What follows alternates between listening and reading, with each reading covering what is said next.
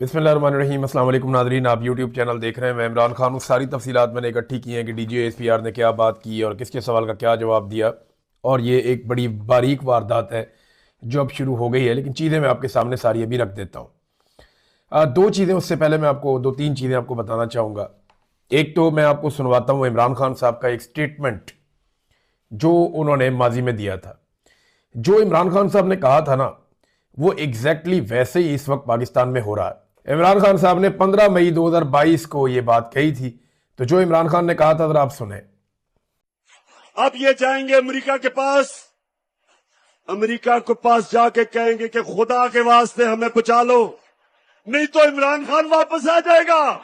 जब अमेरिकन अगर इनकी मदद करेंगे, कभी भी अमेरिकी मदद नहीं करेंगे जब तक वो इनके गले में जंजीर पूरी तरह टाइट करके नहीं डालेंगे। वो उनको कहेंगे कश्मीर को भूल जाओ, फलस्तीनियों के लिए मुंह ना खोलो, जो मर्जी इसराइल करे फलस्तीनियों से चुप करो। अगर रूस 30% कम पे तेल दे रहा है तो आपने नहीं लेना, क्योंकि आप हमारे गुलाम हैं। अगर आपने 30 लाख टन गंदम आपको जरूरत है, आप रूस से नहीं ले सकते। अगर आपने पाकिस्तान को अगर ईरान से सस्ती गैस मिलेगी, वो कहेंगे हमने आपको इजाजत नहीं दी। देखिए, इमरान खान साहब ने जो जो बातें की ना, वो एग्जैक्टली वैसी साबित हुई हैं। मुझे हैरत होती है कि ये एक ऐसा सियासी पंडित है इमरान खान कि उसने जो बात कही वो वक्त गुजरने के साथ साबित हुई। मैं कुछ मनाजिर देख रहा था और कुछ मैं ऑडियोज और वीडियो सुन रहा था। मैंने मौलाना फजलुर रहमान को सुना इमरान खान साहब के दौरे हुकूमत में, जब फलस्तीन को तस्लीम करने के हवाले से किसी अमन बोर्ड का हिस्सा भी पाकिस्तान नहीं बना था। उस वक्त पाकिस्तान इसराइल के साथ किसी वर्किंग रिलेशनशिप में भी नहीं आया था। तो एक आधी कोई जाली खबर किसी ने चलवाई तो फजलुर रहमान साहब की गरज चमक ही कुछ और थी। गरज रहे थे, बरस रहे थे। फजलुर रहमान साहब की आवाज में वो जोश खिताबत था कि मैं सुनकर अभी हैरान हो रहा था। लेकिन अभी अगर फजलुर रहमान साहब जब बात करते हैं तो ऐसे लगता है मिर्गी का दौरा पड़ा हुआ है।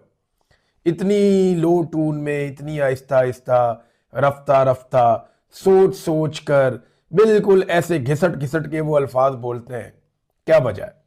इमरान खान के दौर में तो ये शख्स बहुत गुस्से में रहता था, बहुत जज्बात में रहता था, जज्बात भड़कते रहते थे कि ये कर दिया जी इसराइल के लिए, वो कर दिया जी, और यहूदी एजेंट का ये कार्ड लेके फिरते थे हर जगह। अभी जबान जो है वो मुंह के अंदर बंद है और बोलने की जरूरत भी नहीं है। वजह यह है कि जिन्होंने आज तक फजलुर रहमान साहब को पाला है, जिन्होंने पाल पोस के इतना बड़ा किया है, फजलुर रहमान साहब उनके खिलाफ बेवफाई नहीं कर सकते। फजलुर रहमान साहब एजेंसियों के बहुत वफादार आदमी हैं और वो वैसी हरकत नहीं करेंगे जैसी आजाद सियासतदान कर सकते हैं। नाज़रीन, ये कुछ मनाजिर हैं जो मैंने देखे, इस वक्त भी मेरे सामने चल रहे हैं। मैंने देखते हुए मुझे तकलीफ हुई। देखिए, पाकिस्तान का दावा गया, पाकिस्तान कहता है जी हम इसलिए गए गजा अमन बोर्ड के अंदर कि हम एक नस्ल कुशी को रोकना चाहते हैं। हम ये चाहते हैं कि नस्ल कुशी ना हो, जो जुल्म और ज्यादती फलस्तीनियों के ऊपर हो रही है वो बंद हो जाए। ये पाकिस्तान का दावा है ना।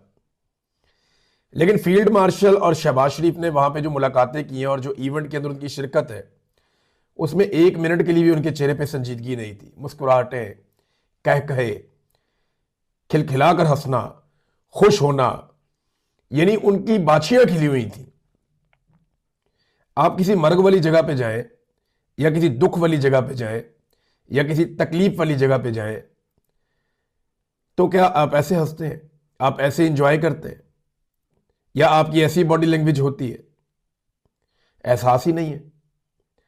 मिसाल के तौर पे झगड़ा हो गया दो ग्रुप्स के बीच में, एक ग्रुप के 70-80 हजार बंदे मर गए। अब वो ग्रुप के लोग सुलह करने के लिए बैठे हैं और जंगबंदी और लड़ाई बंद करने के लिए वहां बैठे हैं, और जिनके बंदे मरे हैं वो खिलखिला के हंस रहे हैं। आप फलस्तीनियों को क्या पैगाम दे रहे हैं?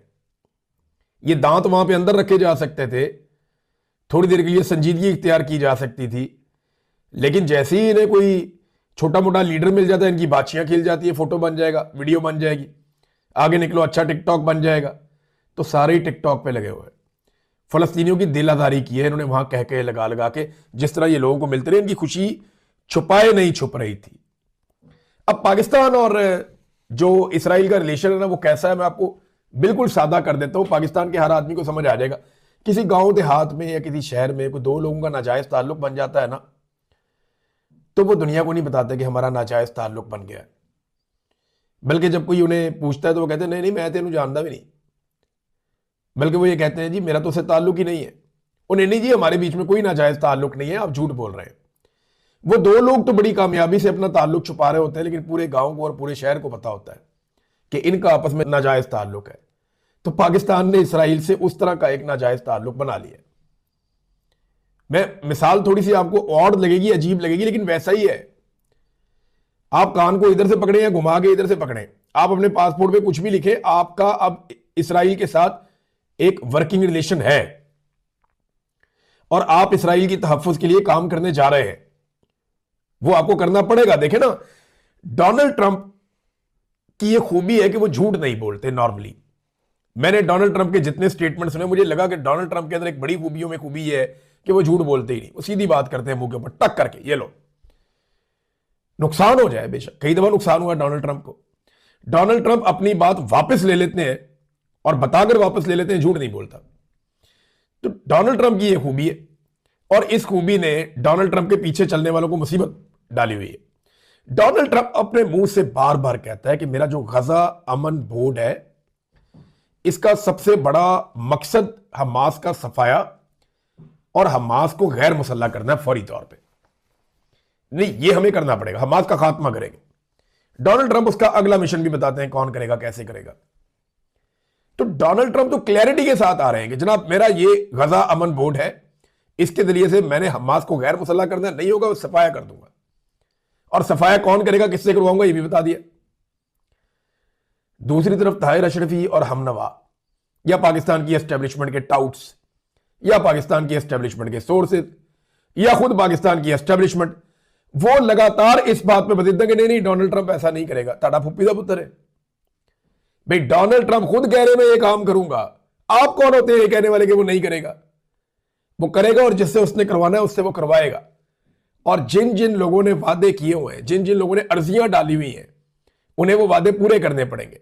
वादे नहीं पूरे करेंगे इमरान खान मारेगा, क्योंकि साथ ही अमेरिका कहेगा इंसानी हकूक की पामालियां हो रही है पाकिस्तान में, पाकिस्तान के अंदर इंसानी हकूक की पामालियां बंद करें। साथ ही अमेरिका को याद आ जाएगा जनाब 2024 के इलेक्शन में धांधली हुई थी, फिर आपको री इलेक्शन में जाना पड़ेगा, इमरान खान आएगा, वो फैंटी लगाएगा।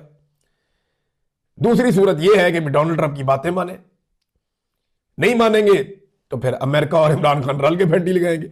इनकी ना हर तरफ से ये फंस गए, बहुत बुरी तरह फंस गए, इनकी बचत नहीं है। इमरान खान को जेल में रखना है तो डोनाल्ड ट्रंप को राजी रखना है, ये इन्हें करना पड़ेगा। इमरान खान साहब का स्टेटमेंट मैंने आपको सुनाया, देखें कैसा आदमी है, इसने आज तक जो भी कहा वो बातें ज्यादातर दुरुस्त साबित हुई और एग्जैक्टली ऐसा लग रहा था कि इमरान